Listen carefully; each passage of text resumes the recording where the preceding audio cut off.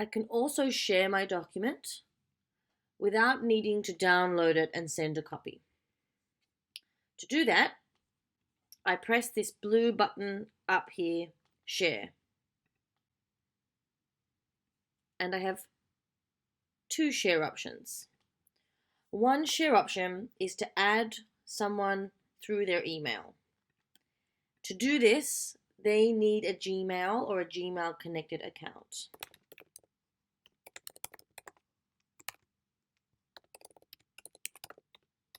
This account is connected to Gmail. Oops.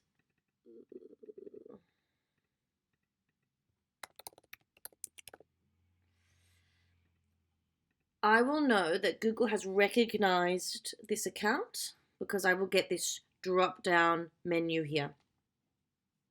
So if this is the correct person, I click this option and it will solidify that email.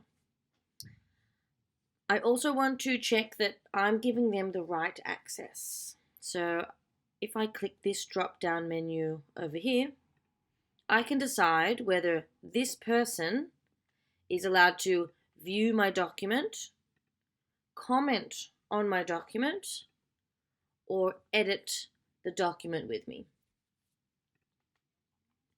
Then when I'm ready, I can send. Now maybe the person that I want to share this document with does not have a Gmail account. In that situation, I press share, but instead of adding the person with their email, I'm going to get a link. So I'm going to click this bottom one here to open up the settings. Now there's a few different settings here. First, you can see it's restricted, that only people added, that is, only people on this list can use this link. But I want to open it up. I want to say anyone with this link.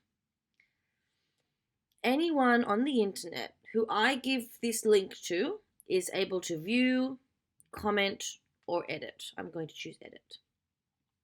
So this will allow anyone that I give this link to, even if I haven't added their email on, they'll be able to come onto my document and edit the document with me. So the last thing to do is press copy link. The link has been copied onto my clipboard. So now I need to find a way to send the link. I'm going to do that through my mail. And then I can right click, that is command click if you don't have a mouse, and paste the link that I copied, and this person will be able to access my document.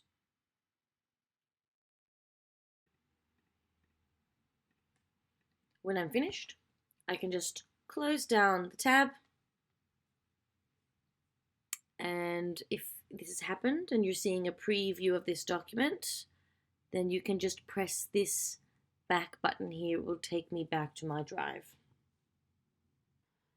You can even share the contents of your whole folder using pretty much the same method. So I'm going to open my folder by double clicking. Then at the top of the screen, where I can see my drive and my folder name, I'm going to click the drop down arrow and select share, and I get the same options as when I was going to share the document.